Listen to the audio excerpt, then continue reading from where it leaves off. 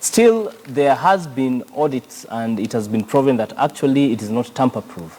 It is amenable to being infiltrated.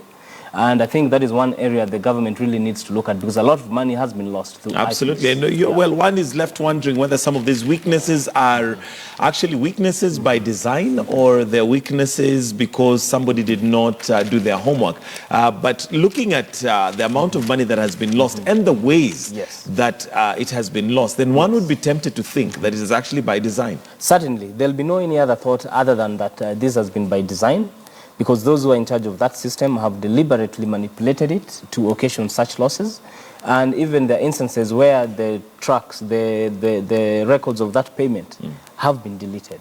Yeah, so you find that it more or less, in more cases, it has been deliberate. It has been deliberate. Yeah. Well, let's wait and see. And it seems like the Auditor General has also been sniffing out quite a number of irregular money losses in different areas.